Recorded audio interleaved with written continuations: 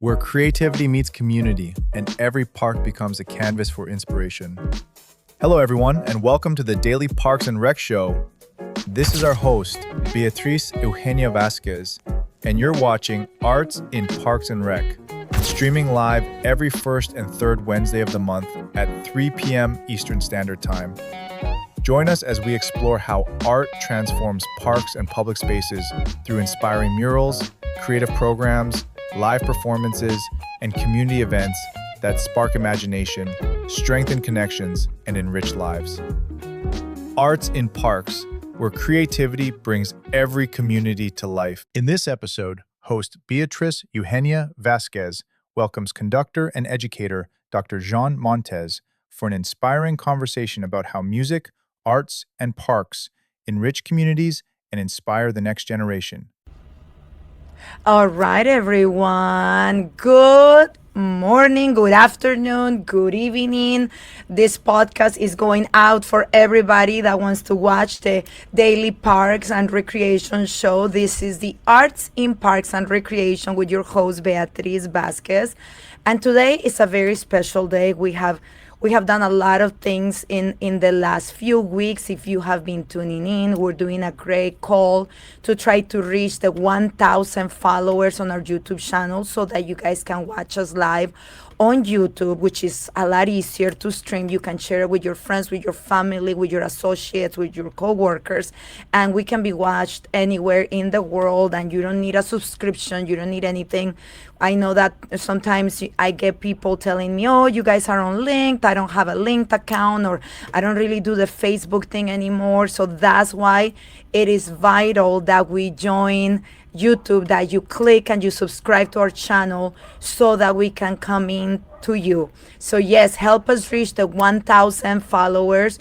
We are so close, guys. In the last 2 weeks, we went up from 500 to almost 800 followers, believe it or not. So we know we can do it because we want to get this content out to you as soon as we can so that you can stream it from wherever you are, and you just need to log on to YouTube. So that's where we are. And then we have new podcasts coming, and we have about 16 to 17 podcasts in our weekly schedule, which I'll be talking about it later today. But today I have a very special guest. Those that know me and that know I'm a dancer and choreographer here in California know that I am extremely passionate about classical music, about the classical arts.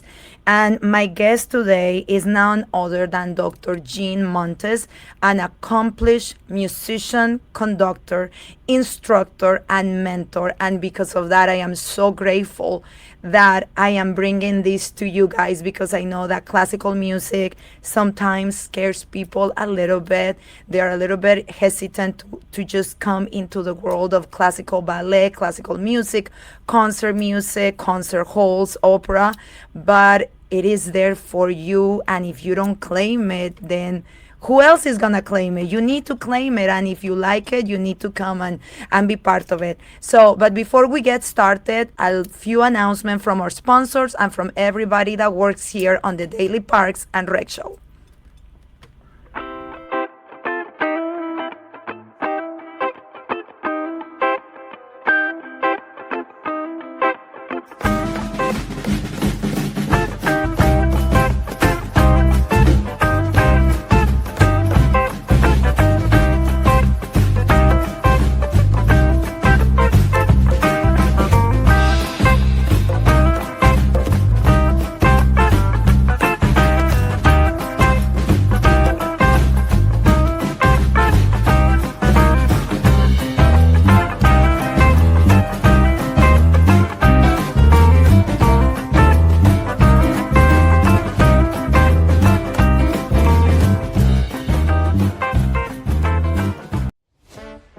Art has the power to transform spaces, to inspire communities, to tell stories that connect us to one another.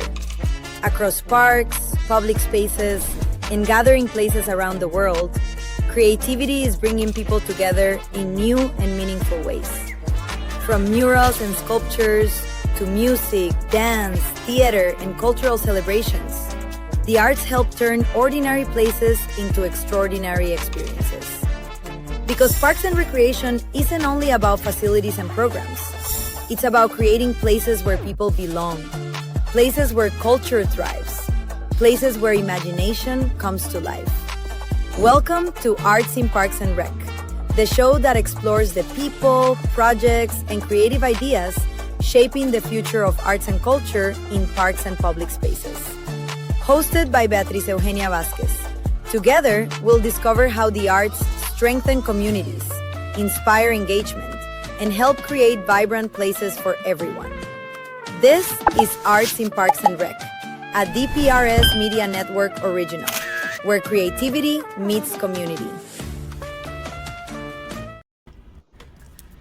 Hello, everyone. So here he is, Dr. Jean Montes, here on the Arts in Parks and Recreation show. Thank you so much for being here with us today, Dr. Montes. It's a pleasure. It's a great honor to be here with you and to support the beautiful work you guys are doing. Thank you so much. We are so excited, and it is an honor for me to have such an accomplished musician and conductor, director of strings here with me. Violin is like my most favorite instrument. But unfortunately, when I was a child, I did not have the patience to sit. My mom tried to put me in piano lessons and music lessons, guitar lessons, and Yes. I was a moving kid. I was meant to be a dancer, so I was not able to. Now that I'm an adult, I wish I had taken on an instrument because I feel the power of the music and the power of the arts, and it's just amazing to be able to play an instrument and to master an instrument. So, how did you get started in this world of music? It's a I would say a blessing to be able to be in music. I would say you are the as a dancer, you kind of bring music to life. You give it movement, you give it energy, and it's a very I would say symbiotic relationship. So being a musician, I think, is not necessarily only have to do with playing an instrument.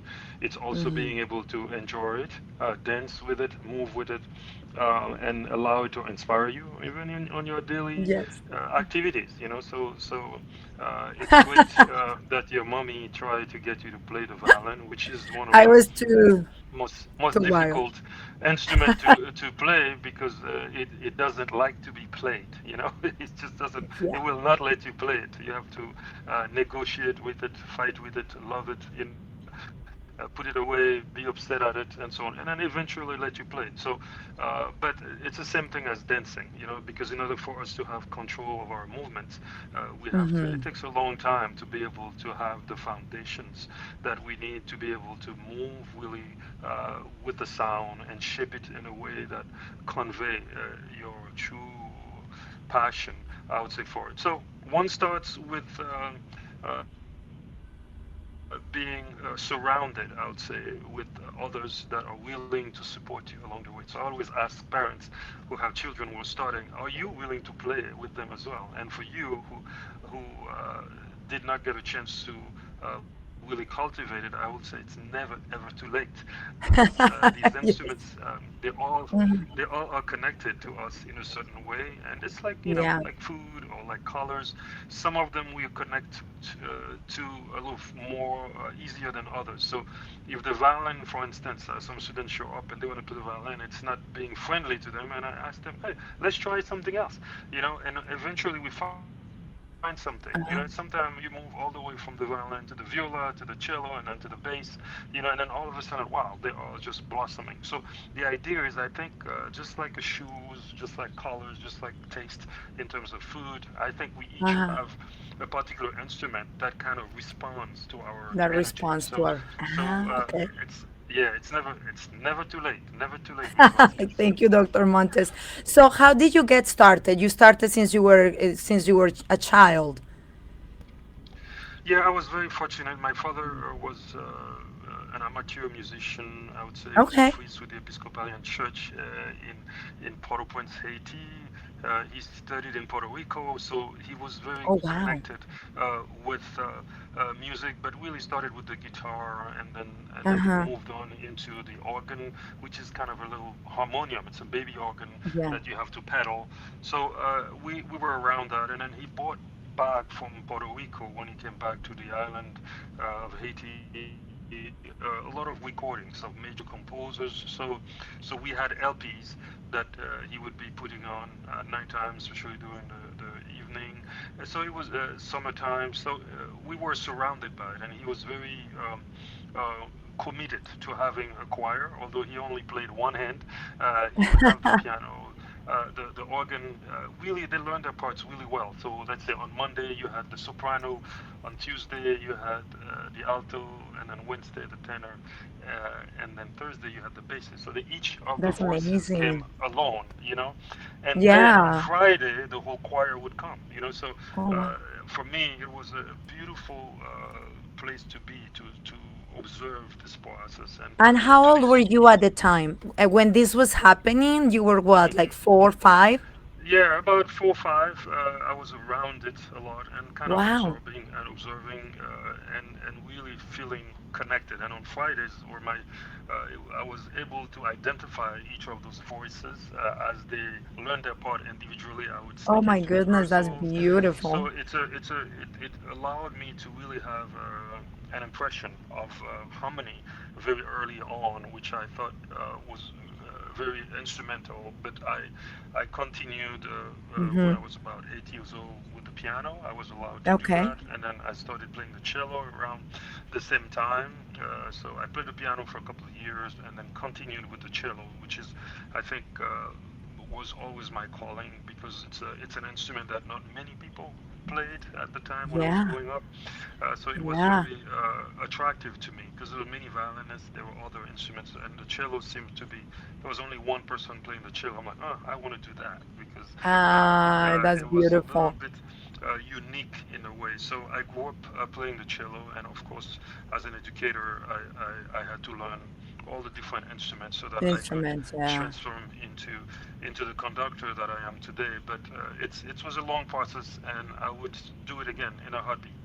Oh, that's beautiful. I love that. That's beautiful. It's amazing when you meet people that say that they're doing what they truly love, what their calling is, and that if they had to do it all over again, they will do it again.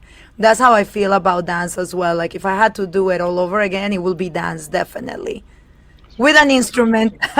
Yeah, it's always. I mean, if you were in my household, you would have to play the piano because it's Yeah, not negotiable. You have to do that that's because it's like learning how to read. It kind of just connects you with the melody and with then connects you with everything. harmony and allow you to understand a little bit, even if you don't become, professional. The instrument, Yeah. even when you stop dancing, you can still sort of sit on the piano. So that's why it's not too late. Sit on the piano and doodle a little bit when you get a chance because Okay, it's an I instrument will. that is very friendly. It lets you play it, but also it's good for your mind, your body, your soul, and your spirit. So it's a very good It's a thing good to play instrument. an That's instrument. good. So I would encourage everybody to give it a try. And I find it so interesting. So your dad travels to Puerto Rico. He brings all this music back to Haiti. And how was it growing up in Haiti? So you stay in Haiti until you finish high school or college, or how did you end up in the United States from Haiti to the United States? Oh yeah, that's wonderful.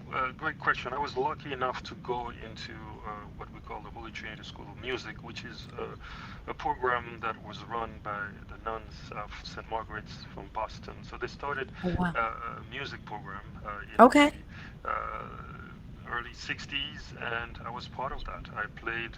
Uh, with the orchestra, I grew up sort of being part of that, younger orchestra, and then they have many different levels. And very quickly, I rose to the level of the top group, and was able to really benefit benefit not only from having these weekly rehearsals, but then at times Mm-hmm. we had musicians that came from the Boston Symphony Oh to my be God. artists in residence with us. So it really helped kind of create a beautiful scenery at the time, and Oh so we wow. were able to connect with musicians that are some of the best in the world coming down there. They would give us a week. They would give us Uh-huh. sometime in the summer. They'll give us 2 weeks or 3 weeks. We had a summer music camp, Okay. so it allowed me to really kind of slowly develop sort of a dream of being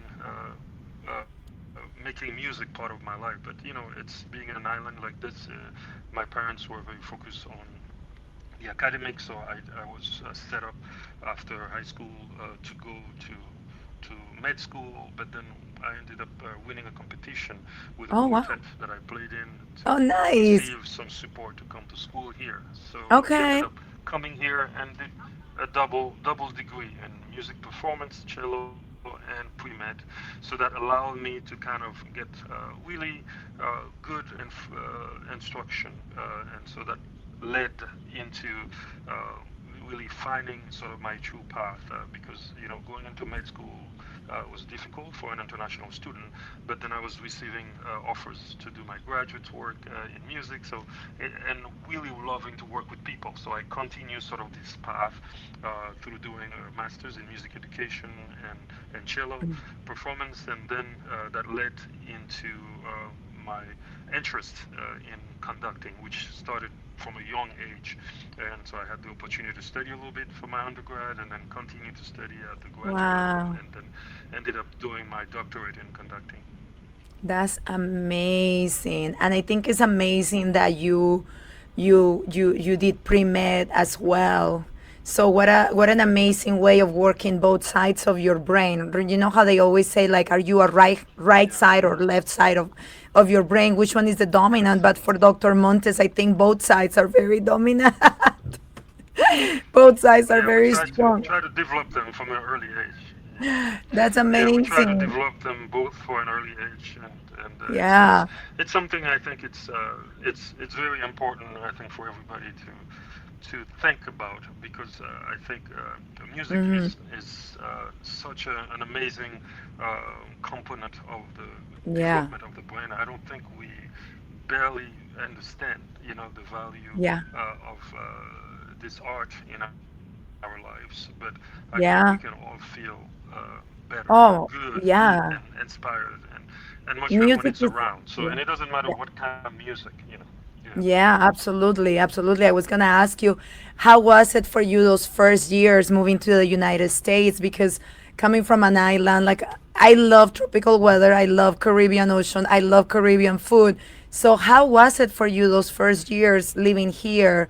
Or did you arrive already at New Orleans when you made the move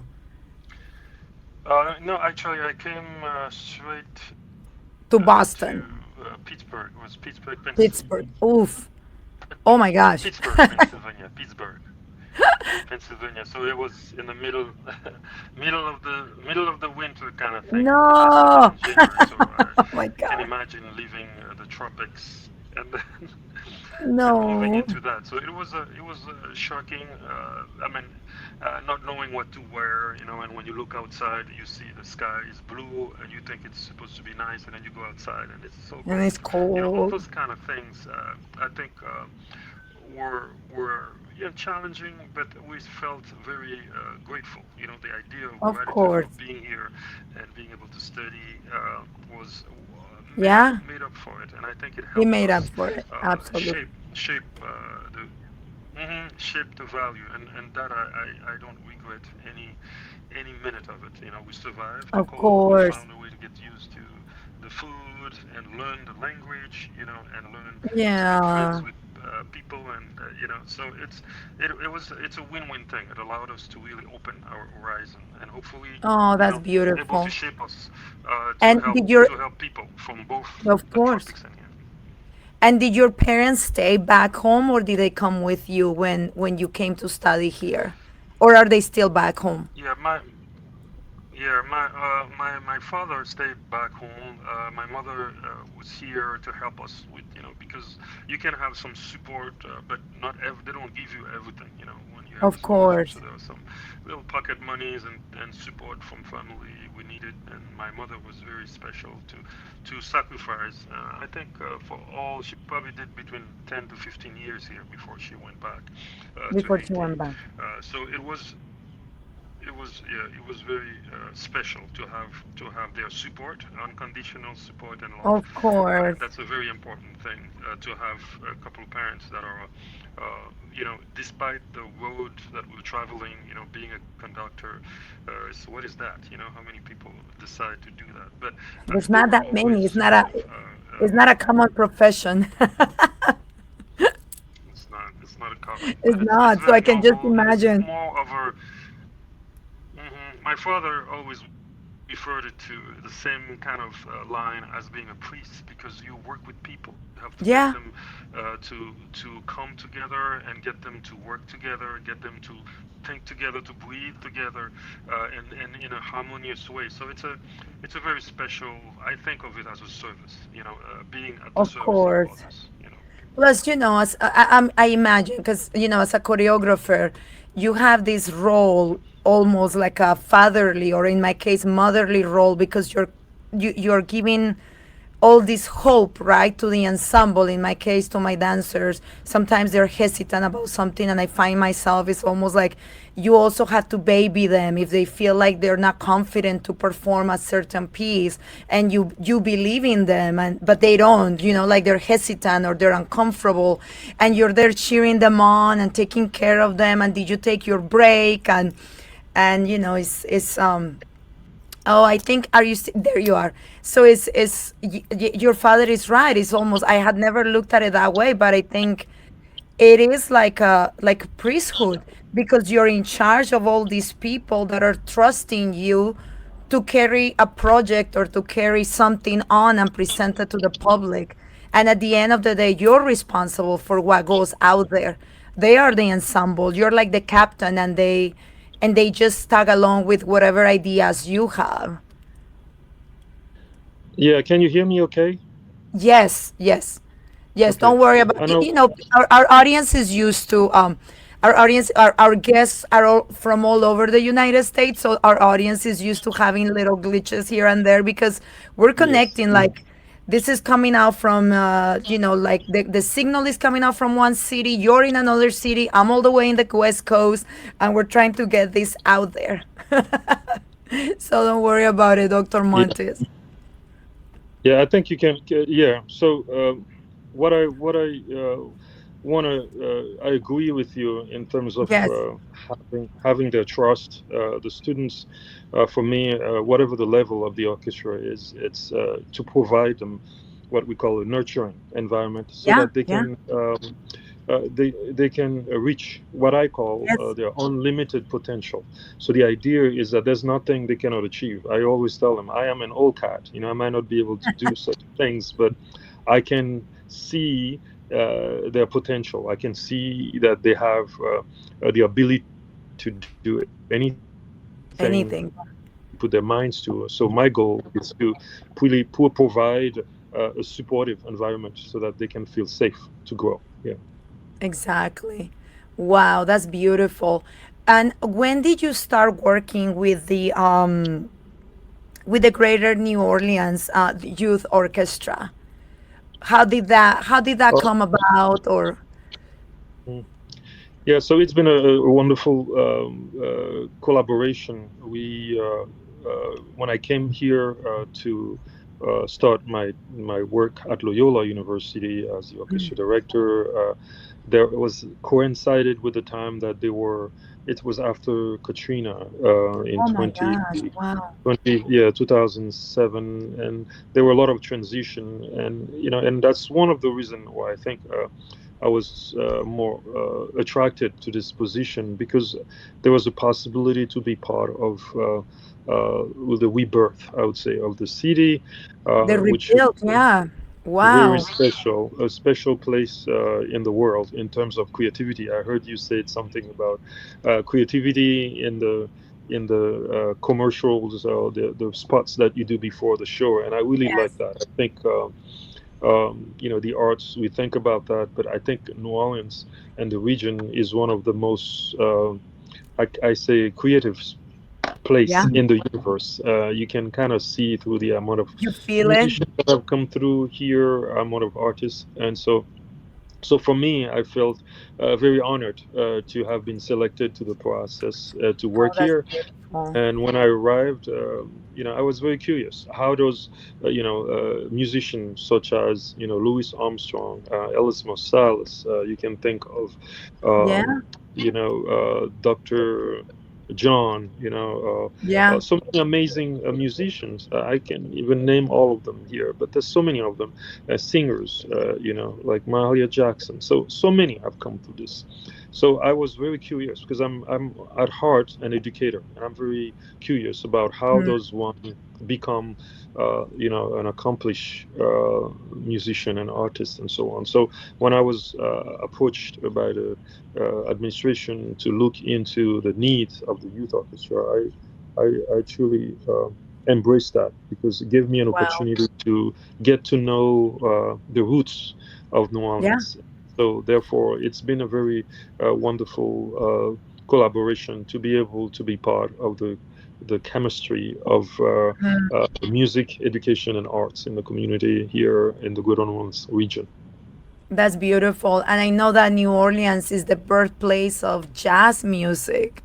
For those that don't know, right? That's where it all started. And it's, yeah, it's like the rich historical musical aspect of New Orleans. You cannot compare. Can you imagine? I mean, you are at the place where the one rhythm born out of North America or the United States is jazz. And a lot of people they don't know, they don't realize that jazz is the result, or is like, is what this country produce because of all the mixing of the African Americans mixing with the Latinos, a little bit of this, a little bit of that, and then you have this beautiful art form called jazz, which now is all over the world and everybody loves it. Yeah, no, it's really something to work in the same sort of footsteps of the four founders of this art Yeah. form at Congo Square, which Oh, is sort of where people that were very I would say prolific musicians would come together with some that were playing just through their feeling and their ears, and then really mixing that connection between virtuosity and passion in music that create this art form. It's really really special. And what we try to do is raise the musician of New Orleans through the youth orchestra and through the university, so yeah, that they yeah, are, we call them complete musicians. So therefore, they have to be able to understand music from a written standpoint, from a theoretical yeah, standpoint, to be able to read music, but also be able to improvise. And when you start improvising, you enter jazz in a way, and it allows you to become sort of mini composers. So you can write your own music. You can and improvising means that you are creating something on the spot, so that the musician of New Orleans is a bundle of creativity and using yeah. music, just like the food. We talk about gumbo, Oh my gosh. all these beautiful ingredients that gives you a special flavor. So we try to really infuse every student with that sort of background and foundation, Uh-huh. so that they can go out there and you will find a true New Orleans musician in any setting that you put them. They are ready for it. So whether they're Wow, playing that's Bach, beautiful. Beethoven, bebop, jazz, rock, reggae, whatever you They put them can in. handle it all. That's amazing. And Yes, that's yes, so yes. important. That's what I tell my ballet students too. Like, just, you don't necessarily need to become a ballet dancer, but you need to have this foundation and then you Yes, can go from there. absolutely. So I try to expose them to and just to respect the art, right? Like, I feel it's probably the same way as music. Like, there's a particular discipline and respect that has to happen because of the art form that you're practicing. So if you want to do it at a higher level, regardless of the style you want to do, there has to be this discipline and work ethic that you need to apply into it, which is that's beautiful, Dr. Montes. I love it. I actually took a few images and I have video also. Jovi, show us the slideshow of the photos so our audience can see how beautiful his work is. Thank you.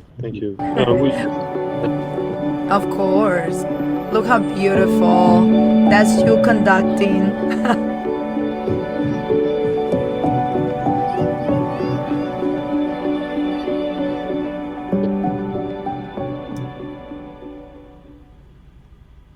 But I think it captures the essence of what you're doing. And I see that some of them are in at Loyola, correct? Yes. And then there's one particular photo where it looks so green and tropical. I dare to say, is that Haiti? Yes, that's in Haiti. Yeah. So Oh we my try God, to- that's beautiful. Yeah, try to go back and give back, as much as possible. When the situation allow us, I try to be there as often as possible. One of the promise I made to one of the nuns that started this Yes. program is to give back. Oh, that's beautiful. And how has the response in Haiti been when you have brought? Do you also bring instruments for them, or do they have instruments in Haiti? How is the classical music world in Haiti? It's actually very vibrant. Okay, We have schools all over the country nice. helping give the foundation that the student needs. They don't have a lot of resources. So Okay. since the earthquake in 2010, I created a little project of my students Okay. here at Loyola. It's called the Haitian Youth Music Relief Project, Oh, where wow. we receive instruments from all over the world, and we get them ready. If they're not 100% ready to go, we pack them and get them to the school. So it's been a very rewarding process that I hope to continue for the rest of my life. Oh, I love that. That's beautiful. That is so important. I think the arts truly are, is what feeds our souls. Just like a human body needs to eat. Our heart and our souls can only be fed through art and music and just the arts overall. Because everybody's born an artist. Children naturally take to movement, to music, to sound. And as they grow up is when people start telling them things were like, it's not a possible career, or why are you doing this? No, stop it. Stop playing that. And sometimes adults don't realize that they kind of turn off that little light that children are born with, natural, like natural creativity and love for the arts. Dr. Montes, thank you so much. We're going to go on a little break right now, just for like 2 minutes to hear a word from our sponsors, and then we will be back. And also, this gives you a chance to grab some water if you need water or anything like that. And then when we get back, we'll talk more about what you have been doing in New Orleans with the New Orleans Youth Orchestra, how you work with the parks and recreation centers in New Orleans, and all of that when we get back, okay? Thank you. Yes. No, thank you. In today's parks and recreation industry, communication, safety, and efficiency go hand in hand. That's where Outdoor Link comes in, delivering smart technology that empowers city departments and community planners to do more, smarter. Outdoor Link's platform connects and automates everything that keeps your parks running smoothly, from lighting and locks to signage, water features, Wi-Fi, and digital advertising. Control and schedule park lights for safety and energy savings. Remotely manage facility access. Coordinate fountains and splash pads. Provide public connectivity.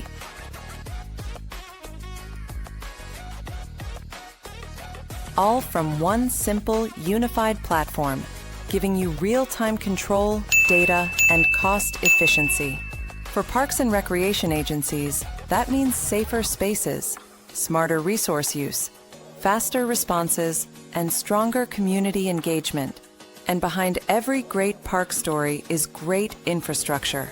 That's why Outdoor Link proudly supports DPRS Media Company, helping the Daily Parks and Rec Show amplify the voices of professionals shaping our communities every day.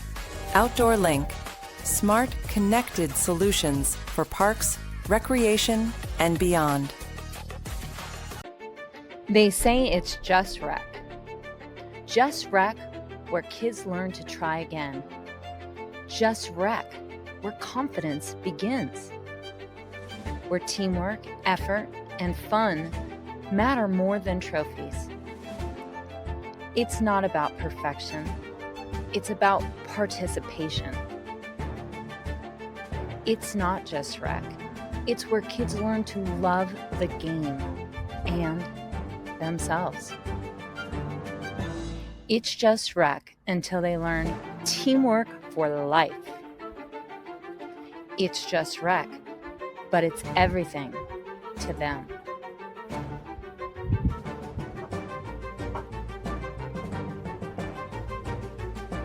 It's more than rec.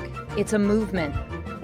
It's just rec until you realize it's shaping the next generation. Together, we're not just running programs, we're building a culture of confidence, connection, and community. Join us. All right. Hello, everyone. And we are back from our little break. And as always, I want to say thank you to Outdoor Link, to the National Academy of Athletics, and the Strategic Partnership Network, because none of these podcasts will be possible without you guys. So please check them out. There's going to be links attached to our videos in case you need any services from these companies that are wonderful and are supporting our work of bringing this podcast to you so that you can learn more about what's going on in parks and recreation around the country. And today I am so honored and so happy to have Dr. Jean Montes, because it's just amazing to be able to provide amazing classical music instruction and exposure to children, especially the youth of inner city areas. And so I want to talk to you about that, Dr. Montes. How did you get involved with parks in New Orleans, in your area? Do you guys do performances? Do you have classes happening at the rec centers and that sort of thing? Yeah, it's very early on when I arrived here. We had we started a project. Actually, it's a ballet project. So with the New Orleans recreation department, outdoor, with creating sort of the backdrop. So one of my passion is to have live music for young people. So dancers really need to have the opportunity to dance to live music. The musician needs to have the opportunity to really interact with live dancers so that they understand really how to be flexible and how to really create what I call a reflex of a Yes. quality musician. And I think it's important both in opera and dance to really have live music. So we worked really hard with Nice. Nord to create that partnership. And it's going on to till this day.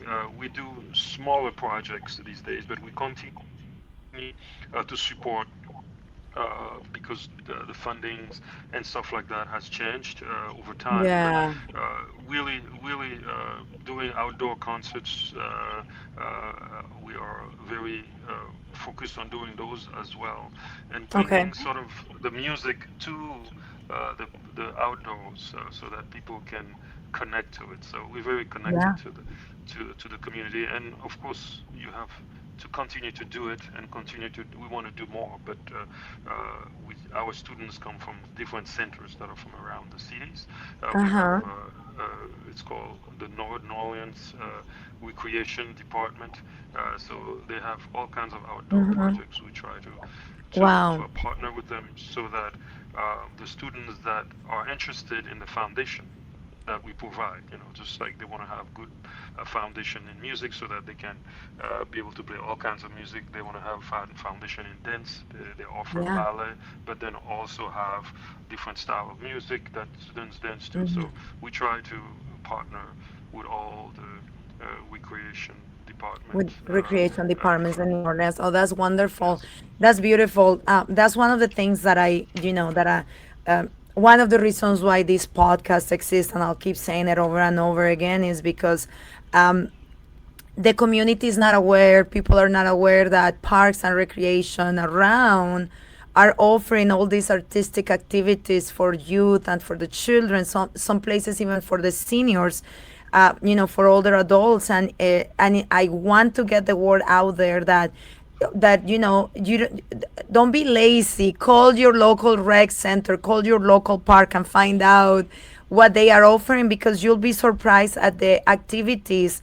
And it's not just limited to sports. And for so many years, parks and recreation have been sort of like just typecasted as a place for sports, and people never think that maybe at a place like that they will be able to find amazing music, amazing dance, amazing visual art, sculpture. And there is, and people slowly but surely have been coming into these places, like in your case, my case, my previous guests, where we are there working with the community, offering programs, offering performances, so that the community can actually enjoy these art forms that sometimes can be very expensive, like Yes. to go see a concert of classical music. I know, for example, here in Los Angeles, if you want to go see the Los Angeles Philharmonic, you have to pay. I mean, cheapest ticket will be like $40 to $45. That's the cheapest. And then if you want to sit really close to look at the conductor, for example, and the orchestra, then we're talking about a lot more money. But sometimes, you have these programs where they're coming to your park, where you get to interact with them and you get to see them and hear the music live. And here in Los Angeles, we have a beautiful celebration of Bach. I think it's around March, and it's called Back in the Subways. And I mean, it started in New York, where this guy, I forget his name, decided to celebrate Bach's birthday by playing for free in the subways. And then from there it grew, and then it finally made it here to California.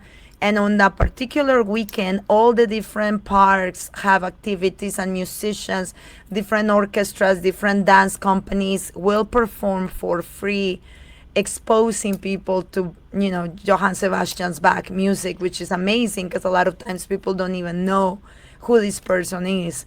And so it's so important. But that's beautiful, Dr. Montes. And have you seen a connection between the youth that you have worked with and how it has helped them in their lives to move ahead? And have they moved on, or have they made it into the Loyola School of Music? Like kids that you had in the youth orchestra, have they now graduated from or are part of the Loyola program? Yeah, absolutely. It's been a wonderful relationship. The students have gone on. Actually, we have two. We call them Gonoyo, Oh, that's cute. GNOYO.org. Gonoyo babies that are faculty, for instance, at Loyola right now. One of No them way. is a trumpet professor, and then the other one Oh, is a euphonium and tuba professor. So it has been really special. So they've gone oh my through God. and come to Loyola, and then gone on, and now two of them actually are teaching at the school, at the Oh my God. university. We have some, all over the country. We have some in the professional orchestra here Uh-huh. that are playing in the orchestra. So, and of course, 100% of the students graduate from Hmm. high school and then go on That's into a great. university setting, and they thrive. So there are, always call them the 5% that are helping run everything, and I always tell them that Yeah. you just got to practice, because you want to stay in the 5% that are leading and moving Yeah. things and making things happen. And I think we've been able to do that, and you can see it every year. The leadership positions that we have at the university are usually uh, always the students from the youth orchestra. You'll find them in those key positions because Oh, they've that's been, amazing. yeah, they've been raised and nurtured from a young age to be able to stand up and take charge and embrace the responsibility and lead and so on. So we're very proud of this connection and what it's been able to do locally, throughout the state and nationally and internationally. We are very Of proud. course. Yeah, I thank think you. that shows you what the power of the arts and the power of music does for the community and for people, and that it's such an amazing gift what you do, because you take these kids, you train them, and they grow up right in the New Orleans Youth Orchestra, like you call them noyo. They're little noyos, and then they go on to Loyola, and then they become adults, and they're still surrounded by music, and then they bring it back, and it's just such a beautiful um, it's such a beautiful connection, right? Like full Absolutely. circle moment where they started as children and now they're back and they're sort of following on your footsteps and giving back. And that's what it's all about, right? Like just sharing our passions with each other, embracing each other and like helping each other grow as better human beings. And through music, it's just amazing. And it's funny because a lot of times when kids are not doing good in school, in my case, the moms are always threatening that they're going to take them out of the one thing they love, which is ballet and dance. And I always tell them, no, no, no, no. Why are you going to do that? Find out what is going on at school, Hmm. because sometimes doing that can be so counterproductive. And I've Yes. seen it because I've had a few. Unfortunately, you can, as an instructor, you can only do so much, and you can only persuade parents so much. And I try to have that difficult conversation with them where I tell them, try to find out what's going on. Maybe it's a thing, just chemistry between the child and the teacher. Maybe it's just they don't the teacher doesn't really reach how the child understands the subject matter, maybe a little bit of extra tutoring, but don't take them away from the one thing they excel at, because then they have nothing. And I've seen it. I've had a few kids that have gone through that, and then I see like what a horrible mistake that is when they take them away. It's like something changes, and it's just it's like an avalanche where like is one disappointment after the other, Yeah, instead yes. of right instead of going through that obstacle that maybe a class was challenging, but we still need the structure and the discipline from the other things that we have around. Yeah, I really agree with that. I think the arts, one of the what makes us human, I think, are the Yes. arts. If you look at all the other species, I mean, some of them try to sing, some of them try to do other things, but none of them are able to dance the way we do with the music, able to create it in a way, and so I would say that's what makes us human. Otherwise we Yeah. would be just like the other species. Yeah. And the arts give us a sense of self that is really strong. The discipline Mm-hmm. that you talk about, and it also Yeah. helps us understand the value of working because it's good to do math and for various reasons and sciences and so on. But I always tell my students, music or dance, we could say, they are like math. But with that, math is not just staying in a conceptual. You actually Yeah. can see and the shape of what you're doing, and you can hear the sound when you work hard.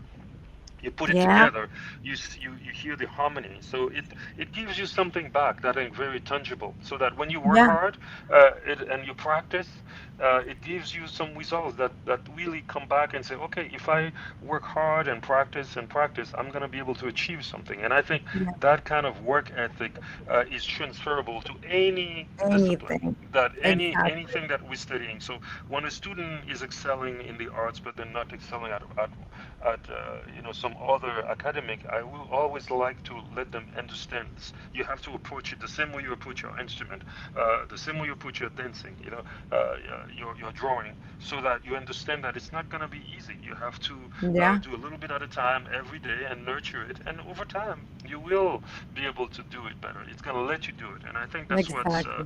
very important to encourage parents and students to continue in the arts because it allows them to learn how to struggle Yeah, how to work hard, but then how to also see the reward of their work. So I think exactly. it's an amazing tool that us teachers have and parents have to help Mm-hmm. again shape the life of those youngsters who are, I call them, they are the future, you know. So Yeah. therefore, and we have a motto at Gnoyer. We said the stars of tomorrow are out today.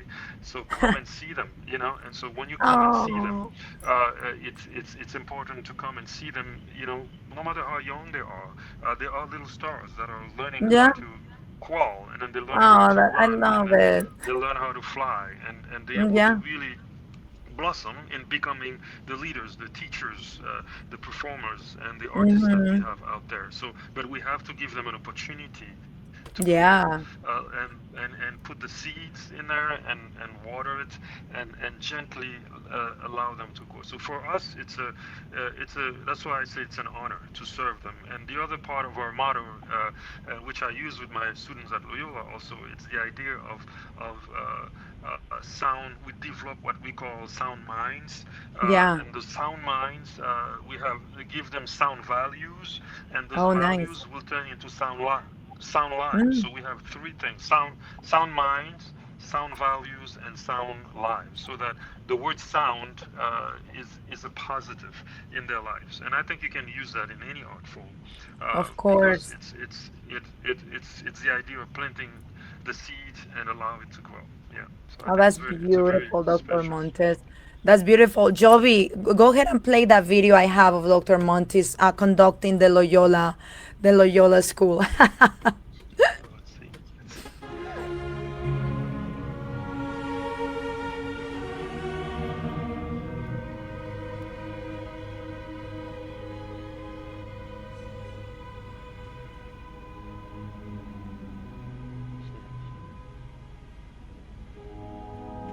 So beautiful.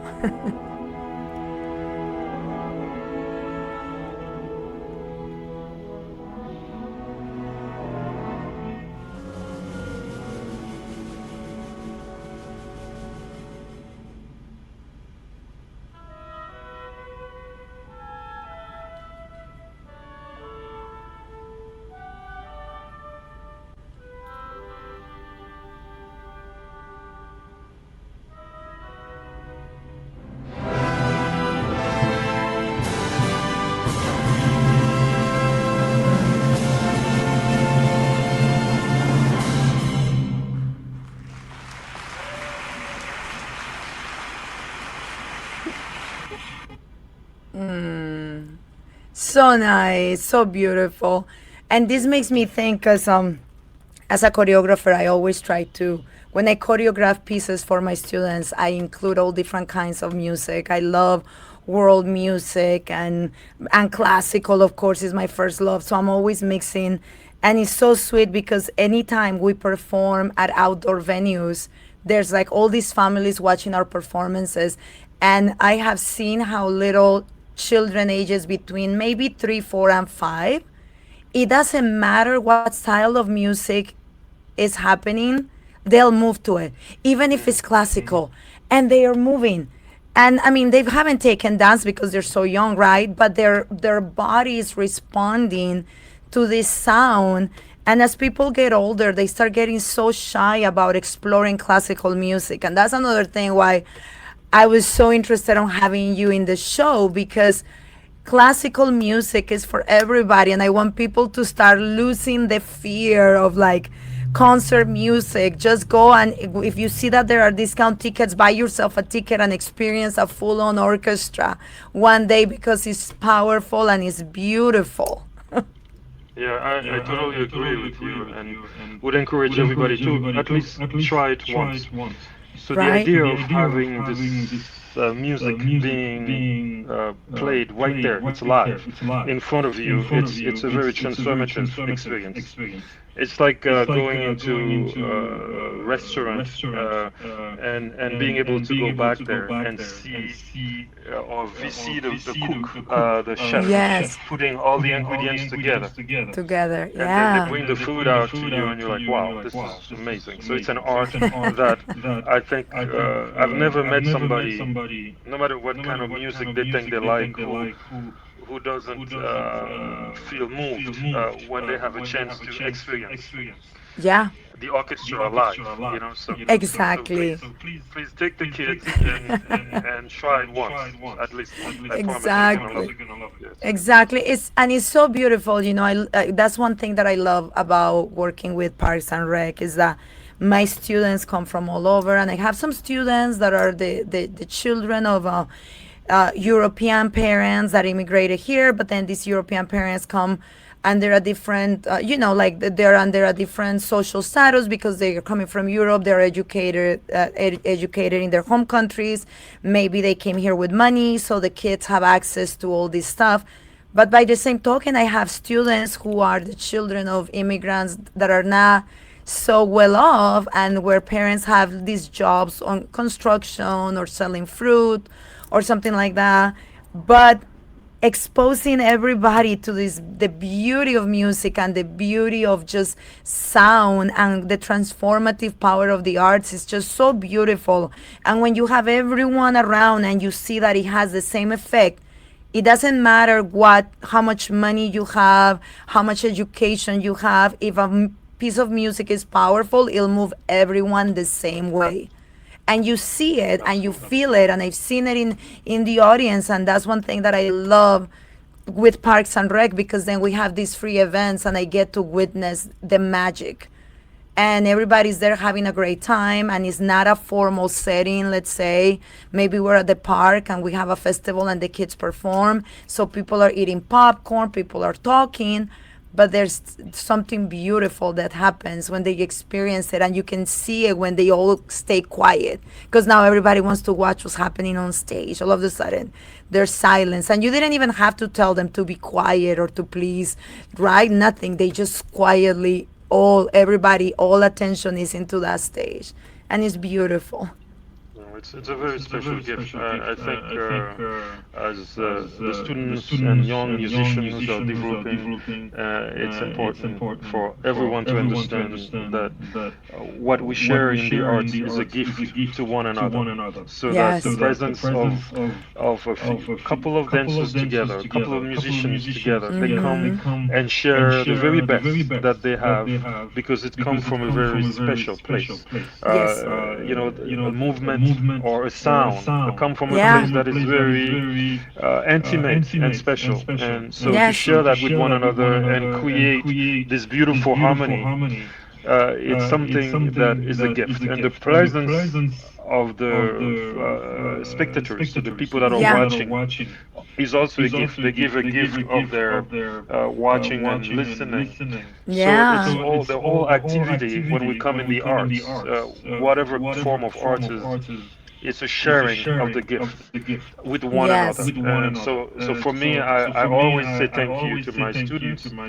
Always ask them to say thank you to each other, because it's a gift that we come, even every rehearsal it's a gift to one another. So because they bring something special. If we Exactly. each stay home, we can't. It's not the same. You know, we can It's listen to not. music, but when we come together and it's live and it's sharing that energy, it's a gift that has a special meaning that we can't even put word to. So I'm very Exactly. honored to be part of that. Yeah. Oh, Dr. Montes, that's beautiful. And we're short on time, but I want to get to this point. I heard that you took your youth orchestra to Carnegie Hall. How Yes, did we you did. guys? You did. Oh my God, that's like huge. That's an It honor. is. How It is did? very special. Very Yes. special, and we try to celebrate. It was our 30th anniversary. Okay. Last time we went, we've been there 3 times. Three We times. try Oh to wow. to bring the students to a level that allow them to understand the caliber of the work that we are doing Oh my here, and God. being able to bring it to the world in a way. Carnegie Yeah. Hall, everybody in the world goes there, and Yes. in an audience that doesn't know them, and they can get a standing ovation or two. It's very special. It gives Oh my them God. uh, a good feedback and inspire them to work harder. Oh, So that's we keep raising beautiful. keep raising that. You just keep raising the bar. Wow. Do you have any upcoming plans for the Loyola orchestra or for the youth orchestra? Anything that we should know that you want people to know? Upcoming performances or upcoming classes, workshops, anything you want the audience to know? Yeah, we are starting our season for those people that are from around here. I'd love to get a link so we can send this out to the people here. But the Okay. idea is that it's starting in a couple of weeks with a wonderful season, which will bring a wonderful musician named Midori. She's an amazing violinist. I think I World-class know of her. violinist. Yes. Yeah, so she will Yeah. be here in residence with us Oh my in God. March. So we are preparing for her.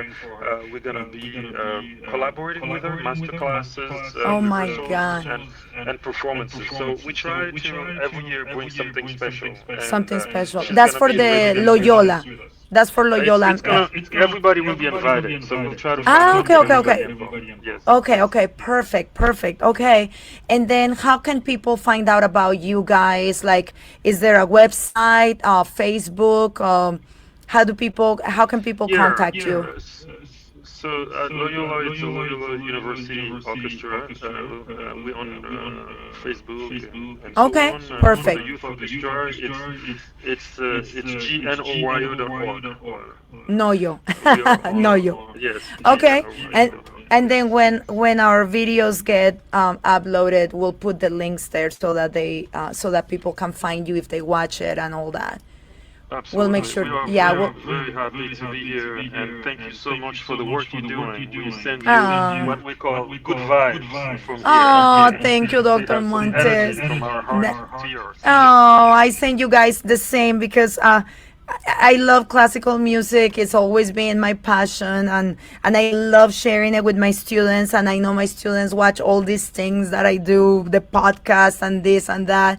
So I want them to understand and to feel the power of the arts, and that there's so much you can do within the arts and within music and dance. And I mean, it's like the sky is the limit. Like. If you're creative and if you're disciplined and if you have a good work ethic, it is possible for you to have a career in the arts. You just have to, honor yourself and honor honor yourself and be very responsible of the type of person you want to become. And this is for my kids that are gonna watch. That's good. Well, tell them to keep their arts going at Park and Recreation Department. Aye. Thank you for supporting it, and we are honored to partner with Oh. you any day. And I we am hope so happy. to collaborate live someday with some music. Oh my You God, send us Dr. the music, Montes. so That would let's be think about it. amazing. Yes, maybe we can come to New Orleans or something. We can do something related to Day of the Dead. Bring a little bit of California and Latin culture to New Orleans with Day of the Dead. Absolutely. And we'll go there too. So we'll do an exchange. Yes, We'll that make sounds something happen. amazing. That sounds Let's keep thinking amazing. and keep practicing and we send Yes. our good energy to everyone. But thank To you everyone. for what you do. No, Yes. thank you. Thank you for accepting the invitation. And for the people that are watching us today, I just want to let you know that we still have more podcasts today. This concludes the last podcast of Wednesday. But tomorrow, Thursday, you have the Youth Sports Mastery with Aaron Locks. That will be at 1:30 p.m. Eastern Time. And then you have the Young Professionals Network with Craig LeBlanc at 5 p.m. Eastern Time. And then on Friday, don't forget to tune in with Director Pepper Social Club with Papa John, and that's on Fridays at 12 Eastern Time. And then the Aquatics Life, anything to do with swimming pools and aquatic programs through the Parks and Rec with Wesley King, which is on Fridays at 1:30. So just a reminder, you still have tomorrow and Friday if you want to catch those shows. And once again, thank you for tuning in to watch us. Thank you for being here with us with Dr. Montes. And I will be seeing you in 2 weeks with another wonderful, amazing artistic person that works with Parks and Rec and is changing community and is changing lives as we speak. Thank you so much, everyone, for watching. Thank you, Dr. Montes. Thank you, thank you, thank Thank you. you so much. Thank you. Bye, everyone. Bye.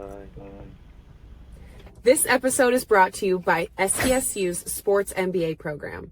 If you're passionate about sports and want to work in the women's sports industry, then this is the time to pay attention.